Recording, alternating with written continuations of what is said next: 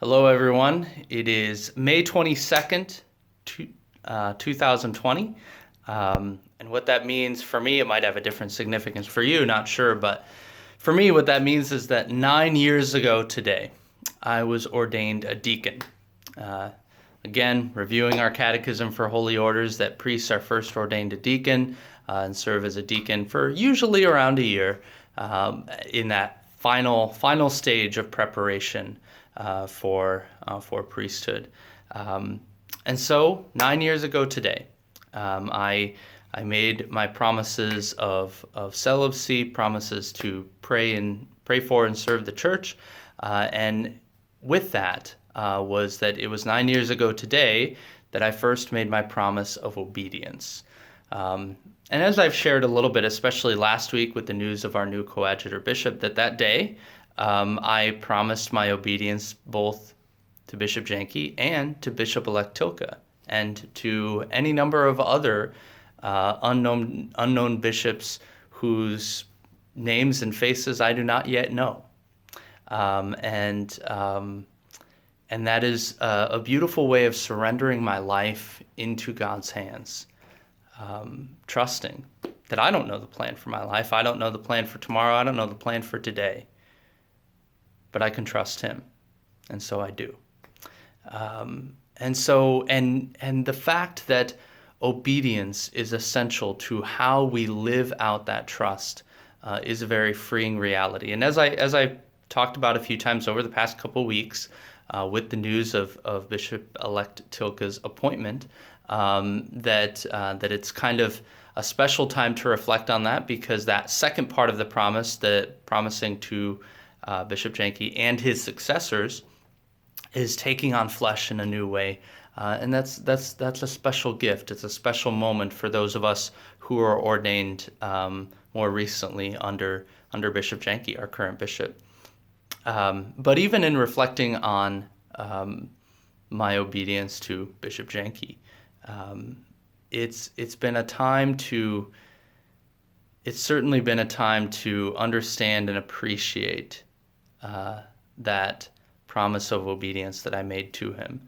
Our bishop has had to make some very hard calls in these days, and I respect him and I'm grateful to him for making those hard calls. Maybe those hard calls have been difficult for some of you or all of you, perhaps, and I don't blame you for that. This is a difficult, trying time for all of us from so many different angles, creates hardship for so many people. But as I've been reflecting on that, I've found myself a number of times sort of putting myself in the shoes of our bishop, who deeply loves the Lord, who deeply loves the church, who deeply loves the Eucharist, who deeply loves the priesthood, who deeply loves and has a passion for teaching and preaching and sharing the gospel, and wants to bring the good news of Jesus Christ to the people. All of these things are not only, it's an understatement to say they are important to him. They are life-giving for him.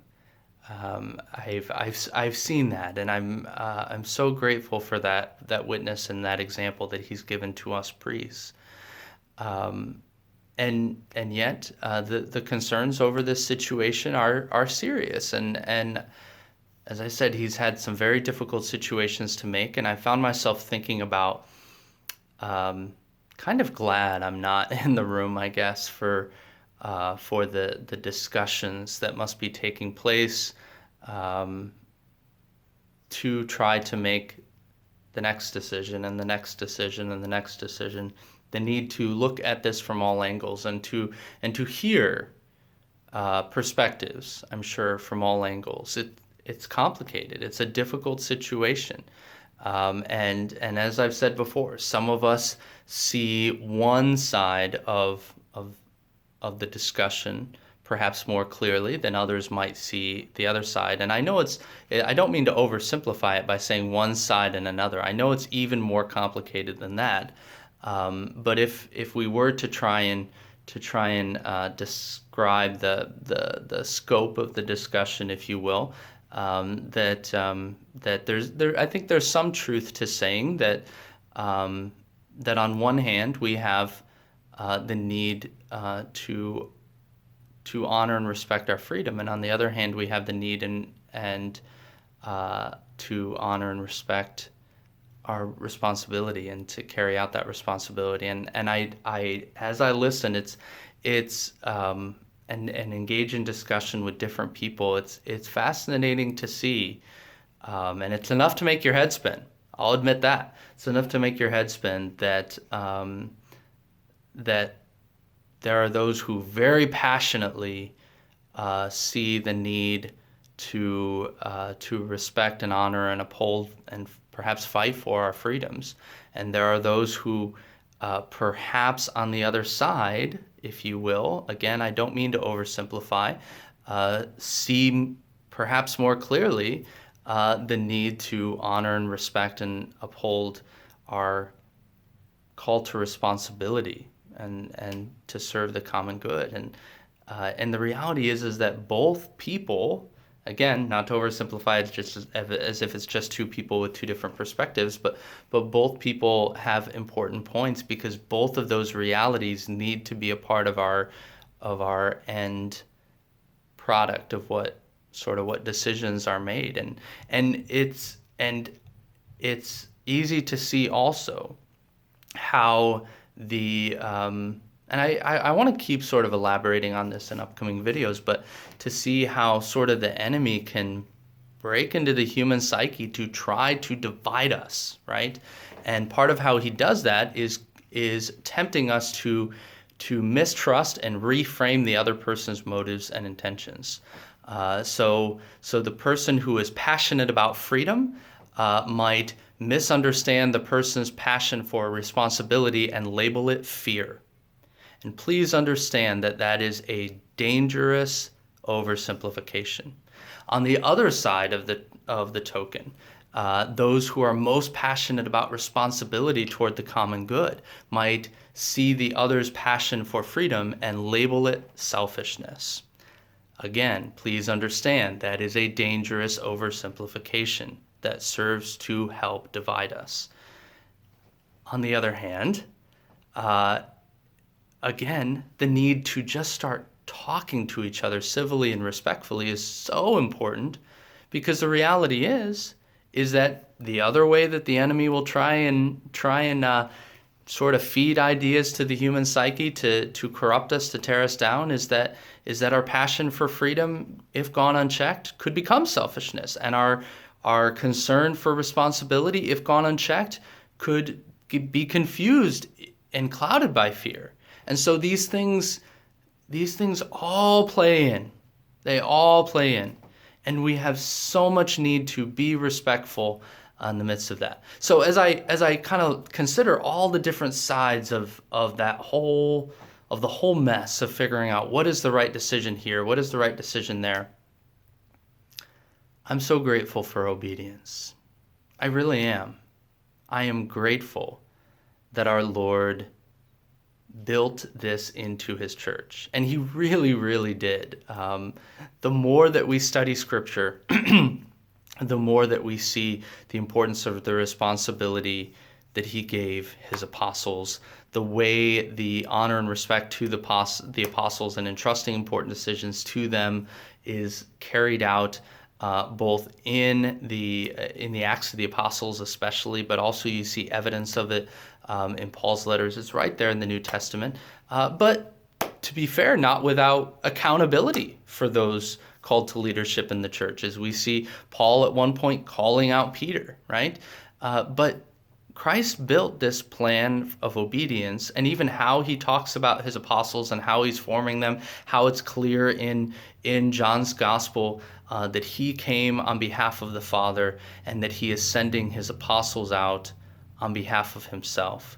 And it becomes clear, and then very, very early in church history, that as really just kind of one generation later, barely even a whole generation later, that you will have a disciple of the apostle St. John, St. Ignatius of Antioch, writing very clearly about the need for priests to act in concert with their bishop and for the people to act in consort with the priest and the bishop. And that in that you have not only harmony, not only peacefulness, but you have a reflection and indeed even a kind of living out our participation in the communion that the Father has with the Son, the communion of the Holy Trinity. This is a part of God's plan. And it really is a beautiful thing. Admittedly, it's hard sometimes. I admit that. It's hard sometimes.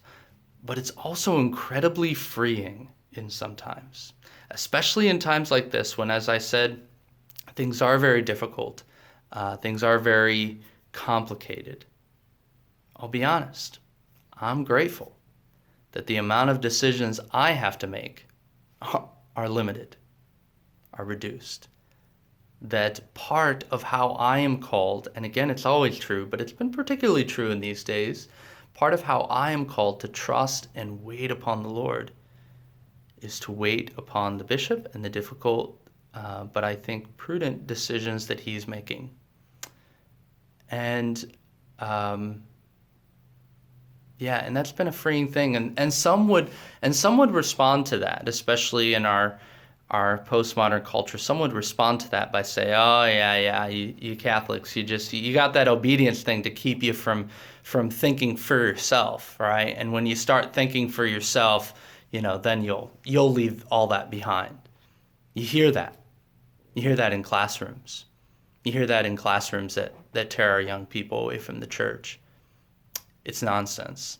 And I could go on for a long time about why it's nonsense, but let me just put it this way, is that in this difficult situation, which I've already sort of commented on the complexity of it, I've had opportunity for a lot of thinking for myself. And do you know what all that thinking for myself has taught me? Among other things, it's taught me I don't have the answer. I don't. And I really don't believe that it's likely that any one of us does. And so, for our diocese, God has called one man to listen to the many perspectives that I'm sure he's hearing, the advice. And let me say also with that there's been a lot of communication among the priests. We've been a part of the discussion. In fact, I sometimes think our Vicar General is tired of hearing from me. I say that a little bit joking, but we've been in communication, and I really believe that at times it can be difficult to see this. At times when we see things that don't work as they should, or that are hard to receive, it can be, we can think the opposite. But I really believe there's something about the system that works, if you will. Now, Christ didn't found a system, but he had a plan for his church. And this call to obedience was clearly a part of his plan. And I'm grateful for it. I'm grateful that he has called Bishop Jenke to listen and to make a decision. And we obediently follow. And that's been freeing. It really has. It's enabled me to sleep at night. And I pray that he sleeps well. And I mean that. And I've been so grateful for the people who have visited with me and shared your own perspective on it. Sometimes filled with passion about one side or the other. Again, not to oversimplify, but that countless people have, in the midst of that sharing with me, have communicated your respect, and even just kind of trying to paraphrase what I'm hearing from you, your obedience to me. And I'm so grateful for that spirit of cooperation. And friends, as we continue to move forward in this process, it's going to call upon all of us for cooperation with some things that we'd probably rather not do. We'd probably rather not put on a mask to go to church. But I can promise you that when we are able to open the doors of the church, it will not be an option to have a mask. will not be an option. It will be required. Things like that will be definitely not what we would want to do, but that we trust that these decisions are being made for a good reason. And we might have whatever private opinions about how good a reason that is and all of that, and fair enough. But that we trust that God has called those in leadership to help lead us and guide us. And that part of how we trust Him and wait upon Him is by trusting in the guidance that we receive. So I'm grateful for that, and I hope you are too. And remember that we're in this together. Keep praying for each other, keep reaching out to each other, keep waiting upon the Lord, because in Him you find peace. God bless you.